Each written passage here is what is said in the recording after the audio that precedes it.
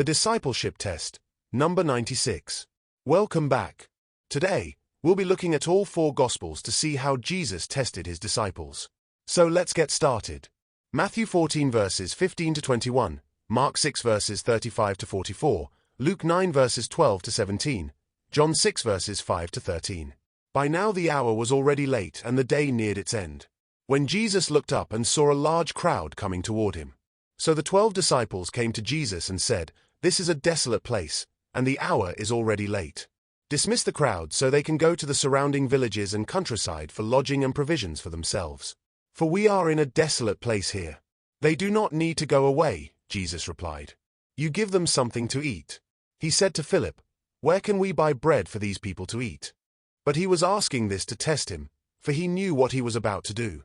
Philip answered, 200 denarii would not buy enough bread for each of them to have a small piece. "Go and see how many loaves you have," he told them. And after checking, one of his disciples, Andrew, Simon Peter's brother, said to him, "Here is a boy with 5 barley loaves and 2 small fish. But what difference will these make among so many unless we go and buy food for all these people?" "Bring them here to me," Jesus said. Then Jesus directed his disciples to have the people sit down in groups of about 150 each on the green grass. Now there was plenty of grass in that place.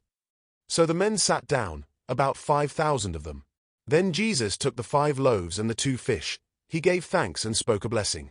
Then he broke the loaves and gave them to the disciples, and the disciples gave them to the people, as much as they wanted.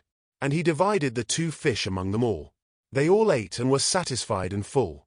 Jesus said to his disciples, "Gather the pieces that are left over, so that nothing will be wasted." The disciples picked up and filled 12 basketfuls of broken pieces of the barley bread and fish that were left over by those who had eaten. About 5,000 men were fed, in addition to women and children. My thoughts. A lot of disciple-making treasures are lost in the spectacular. This event is a case in point. Most of us would see and teach on the feeding of 5,000 people. But in focusing on the miracle of the loaves and fish, we might completely miss the pure genius of the master disciple-maker. The genius, you ask?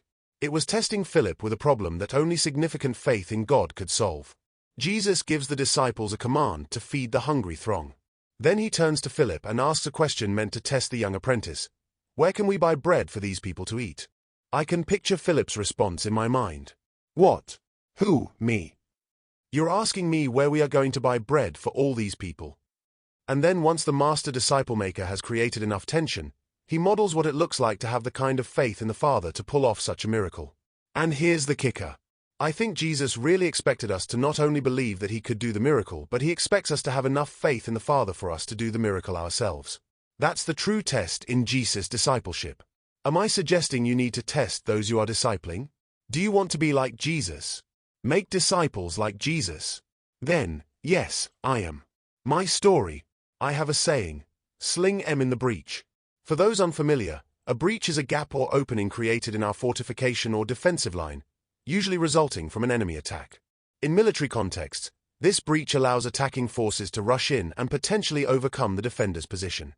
When I say sling him in the breach, I mean we should actively seek out risky situations and intentionally place our emerging leaders in those challenging gaps. This approach generates a significant level of spiritual tension, compelling them to trust in God. It serves as a strategy to test both their faith and their resilience. I actually do this all the time. Most recently, Deb and I were training a church on how to engage strangers in conversation and then share our testimony. We were doing this at several different levels all at once. Sound confusing? Let me explain. We had a young single guy that we had trained the week before, so he was only one step ahead of the other folks we were modeling for on this particular Sunday. Being short on laborious, we asked a single guy to go with 2 people and model what we had modeled for him the week before. Sling him in the breach number 1. Then, after I had modeled for 2 guys, I immediately turned to them and asked, "Okay, who's going to go next?" They both looked shocked that I would put the ball in their court so quickly. One, mustering up his courage, volunteered. Sling him in the breach number 2. And then at the end of our foray into the harvest, I designated a young budding leader to do the debrief of our evangelistic efforts. Sling him in the breach number 3. You might say that these tests were simply delegation before the delegate felt confident, and you would be right. That's exactly what Jesus did with Philip and the rest of his disciples. I think he's still doing it today. Our action plan. Now it's time for application. Here's some ideas. Reflect on past experiences. Recall times when leaders entrusted you with responsibilities that required you to trust God for the outcomes. Delegate with purpose. After training, intentionally place a young leader in charge of a task that will challenge their faith and growth. Assess your delegation skills. Give yourself a grade as a delegator and set goals to improve over the next month.